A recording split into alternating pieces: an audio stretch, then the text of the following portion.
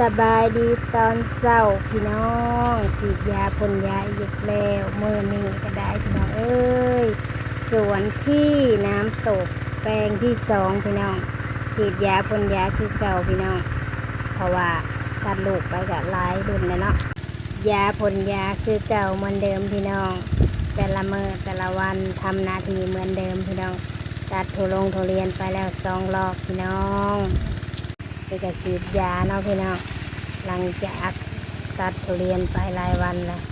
แต่เมื่อกับบ่มียังไงพี่น้องเบิ่งเราพี่น้องเพราะว่าเขาทำงานสวนทุเรียนก็มีแต่ฉีดยาพ่นยานี่แหละพี่น้อง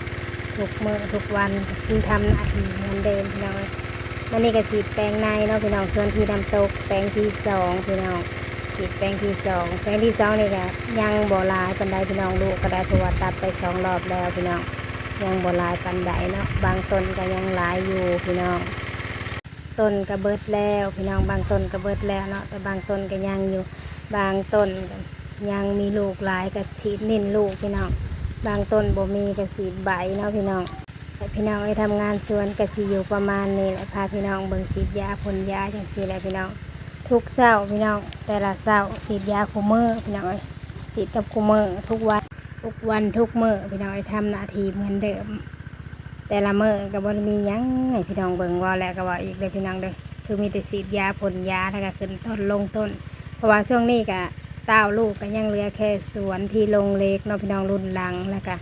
มีสวนที่ซุ้มโรงพี่น้องเพราะว่าแต่ละแปลงเนาะสวนหน้าเล็กน้ำตกนี่คือเพื่อนเริ่มตัดไปแล้วพี่น้องยังเหลือแค่ลงเล็กกับซุ้มโรงพี่น้องที่ยังเต้าลูกฉีดยาแล้วก็ไปคือเก่าเหมือนเดิมนั่นแหละพี่น้อง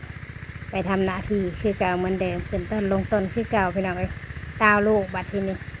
เริ่มเต้าลูกฉีดยาเนาะแต่ว่าช่วงเช้านี่เขาคือฉีดได้ฉีดยาพ่นยาพี่น้อง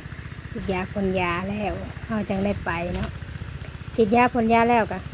กลับเมื่อหองเมื่อเฮือนก่อนแล้วพี่น้องมือหามน้ำกินข้าวซะก่อนแล้วจังได้ไปใหม่เราสวนคือเก่าพี่น้องช่วงนี้ก็ยังไปใส่บะไรคือเก่าเพราะว่าเราต้องอยู่กับสวนเนาะเพราะว่าทุเรียนก็ยังขายบ่ทันเบิดพี่น้องยังขายบ่ทันเบิดเนาะก็ยังหลายแปลงอยู่ค่ะเกือบเบิดทุกแปลงนั่นแหละยังเบิดถูกแปลงนั่นแหละพี่น้องแต่ว่าส่วนที่น้ำตกนี่คือมองฉีดยาอยู่นี่คือยังบ่หลายพี่น้องสิประมาณยังอยู่กะบ่ฮอดตันก็สิประมาณตันนี่แหละพี่น้องเพราะว่าตัดไป2 รอบ 3 รอบแล้วเนาะแปลงที่สองนี่ส่วนบนที่ฉีดยาอยู่ตอนนี้แหละพี่น้องเพราะว่าตัดไป2 รอบ 3 รอบแล้วพี่น้องถ้าเปิดมาอีกรอบที่สี่สิเบิดกะยังจักหน่อยอันเอาบ่เบิดกะสิยังเหลือจักหน่อยพี่น้องกะสิยังเหลือบ่กี่หมากกี่ลูกดอกพี่น้องในส่วนนี้เนาะเพราะว่าตัดไป3 เทื่อตัดแล้วพี่น้องเทื่อที่สี่บ่เบิดกันจักหน่อยคิดแน่ทึกแน่ก็บ่ว่ากันได้พี่น้องเด้อบ่ว่ากันเนาะเพราะว่าบ่อยากถือปานใดหรอกพี่น้องว่าผิดแน่ทึกแน่คือสิบ่ว่ากันพี่น้องบ่ว่ากันเพราะว่าเมื่อยลากสายก็เลยมานั่งขะเมาเฝ้าโทรศัพท์อีกแล้วพี่น้อง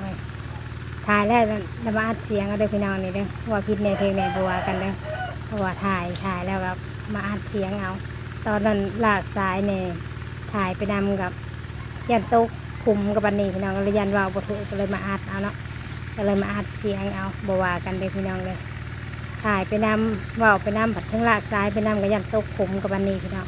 ก็เลยตัดสินใจว่าจะถ่ายเป็นคลิปมาแล้วก็มาอัดเอาอยู่บ้านพี่น้องเพราะว่าเฮาลากสายไปเพราะมันคุ้มหลายพี่น้องไอ้ส่วนนี้นะส่วนที่สองนี่นะคุ้มหลายเบิ่งเอาได้พี่น้องฉีดยาให้ดูต้นที่บ่มีลูกคือบนนิ่นพี่น้องคือต้นนี้มีลูกกันนิ่นเขาลูกมันเนาะเพราะว่ายันนอนยันบงพี่น้องถ้าต้นใดบ่มีลูกก็คือสีใบมันพี่น้องอันนี้มีลูกพี่น้องยังลูกหลายอยู่ตัวนี้ลูกยังหลายอยู่ยังเกือบเต็มต้นพี่น้องนี่แหละฉีดยาแต่ละเทื่อก็ต้องแบบนี้แหละพี่น้องไอ้ต้องนิ่นลูกแบบนี้แหละทำงานสวนก็จะอยู่ประมาณนี้แหละพี่น้อง